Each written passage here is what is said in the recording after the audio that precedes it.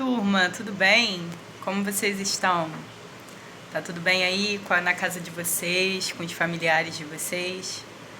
Eu espero que sim, tá? Aqui na minha casa tá todo mundo bem, eu estou bem, meus pais, meu filho, a gente tá ficando dentro de casa o máximo possível e eu espero que vocês também estejam ficando, tá? Tô gravando esse vídeo aqui pra uma aula, tá? Eu vou fazer alguns vídeos sobre os temas que nós estudaríamos na sala de aula. E esse é um dos temas que é importante para o aprendizado de vocês nesse momento, que são as vanguardas europeias. Então a gente estava falando nas nossas aulas sobre o pré-modernismo. Eu comecei a falar com vocês sobre o pré-modernismo, né, que é aquele momento de transição para o modernismo.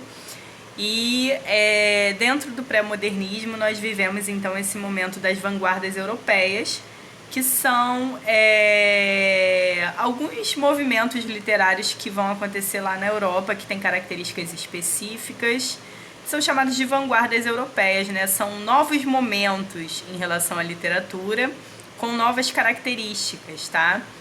Então, eu quero que vocês prestem atenção. Vou retirar aqui a minha imagem, tá? Vai ficar só a minha voz. E espero que a aula seja bem interessante, tá bom? Então, gente, essa nossa aula, eu vou tentar fazer ela de uma maneira bem resumida, tá? Para não ficar um vídeo muito longo, porque vídeos longos ficam cansativos, né? Então, vou falar aqui para vocês primeiro sobre o contexto histórico, que inclusive tá com um erro aqui, né, na palavra contexto, gente. Problema de digitação, tá? Eu não escrevi errado, não. Foi erro de digitação. Deixa eu ver se eu consigo consertar. Vocês vão me ver consertando. Ai, gente. Peraí, como eu faço isso? Só um minutinho, tá, pessoal? Vou consertar aqui porque tá com um erro aqui na palavra, né? Ninguém merece. Não vou ensinar pra vocês com uma palavra com erro, tá? Agora sim, gente. A palavra contexto estava com um erro de digitação, que acabou passando desapercebido, né? Então vamos continuar.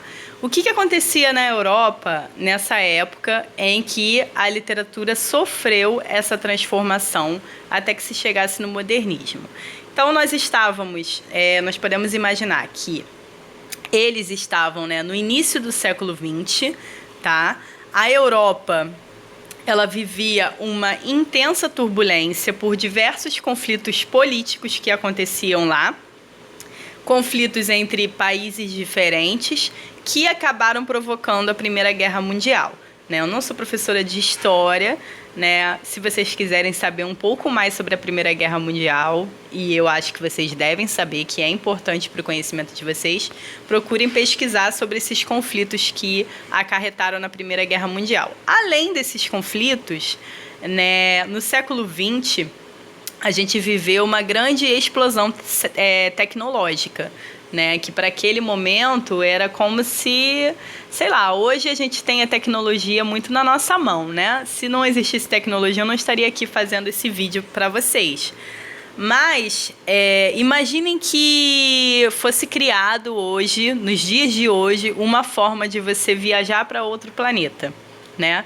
Seria, assim, algo sobrenatural, praticamente, né? Nós pensaríamos, nossa, mas como assim viajar para outro planeta? Como isso vai ser possível? Isso é uma coisa fora da realidade, não existe.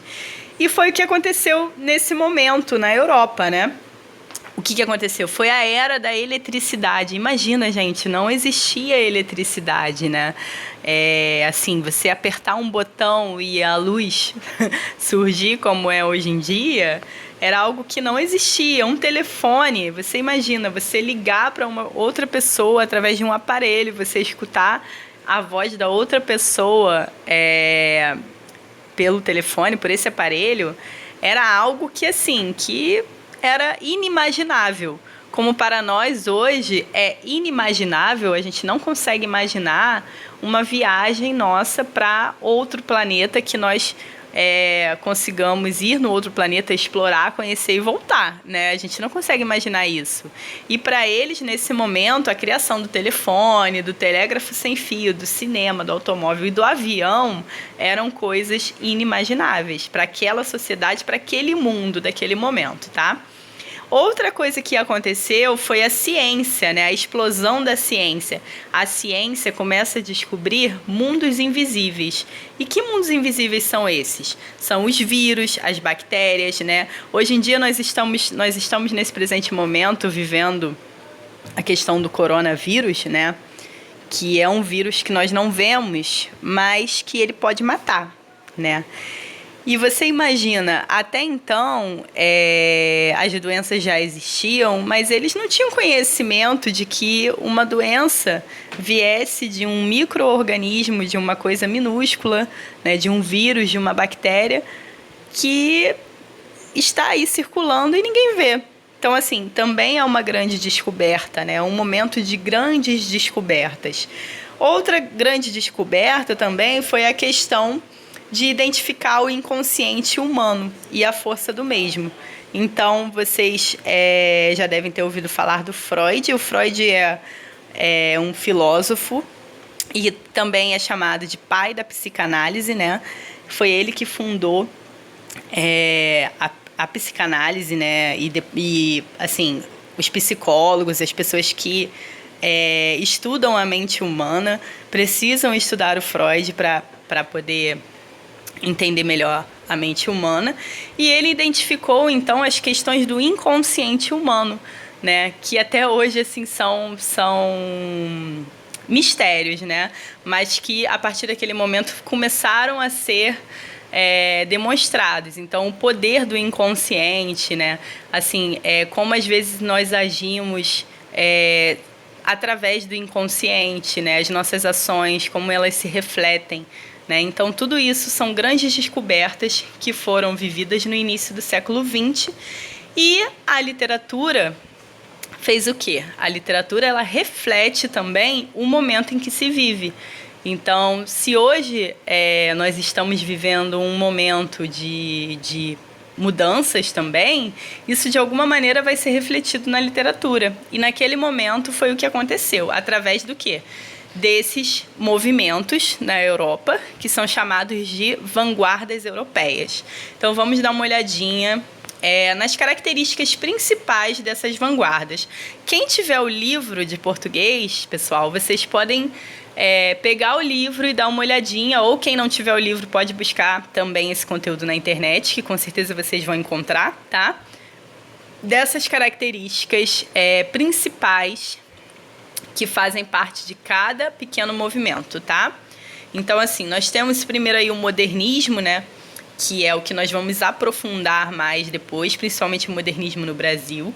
Mas para que nós já saibamos as características, nós podemos ver aí a quebra com o academicismo. O que seria isso, né? A quebra com o padrão acadêmico, né? Então, no modernismo, você pode escrever com maior liberdade, né? Você pode, por exemplo, escrever palavras dentro da sua obra, dentro do seu poema ou do seu romance, que são consideradas como erradas, desde que aquilo ali tem um objetivo, né?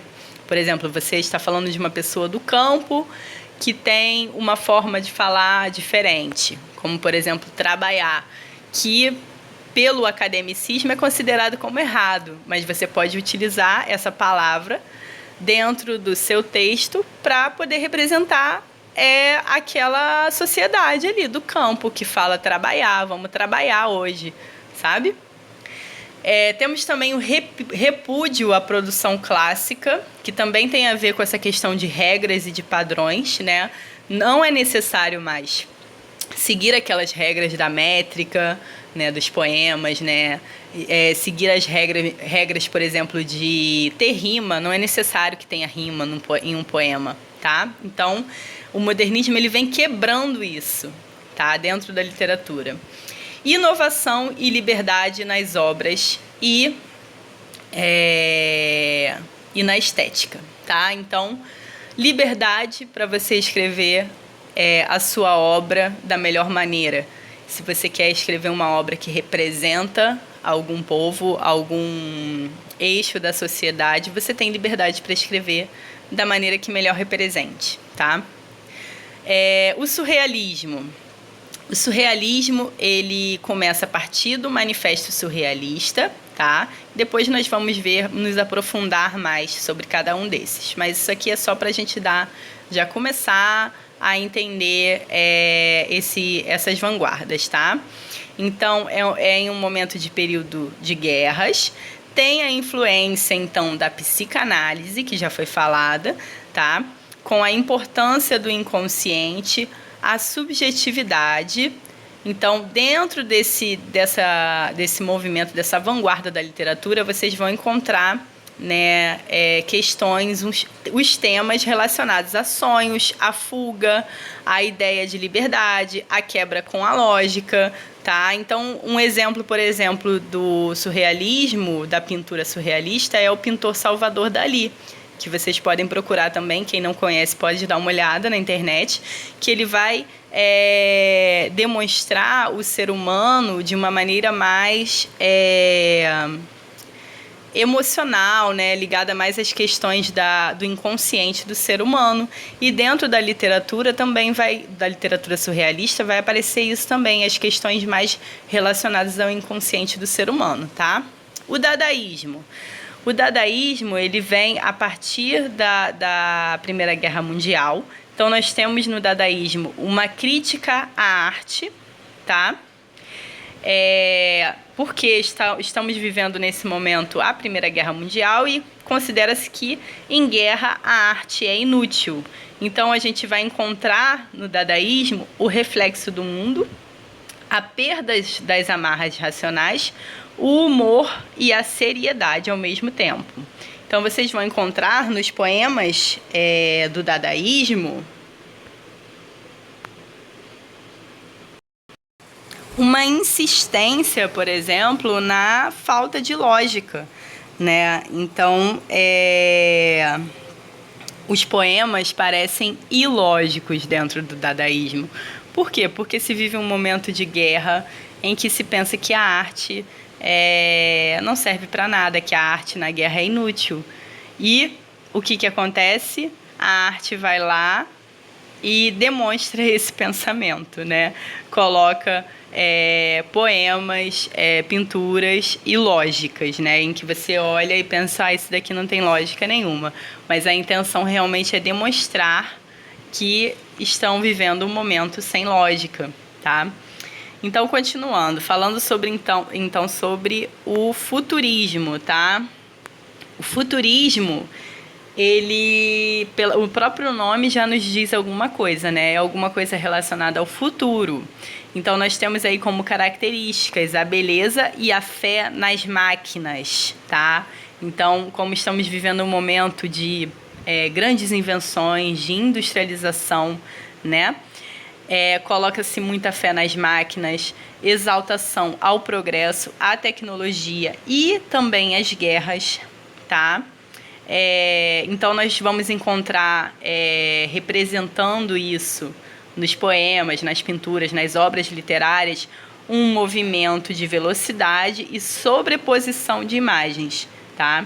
O moralismo, ele é rejeitado e existe um objetivismo e patriotismo, tá bem?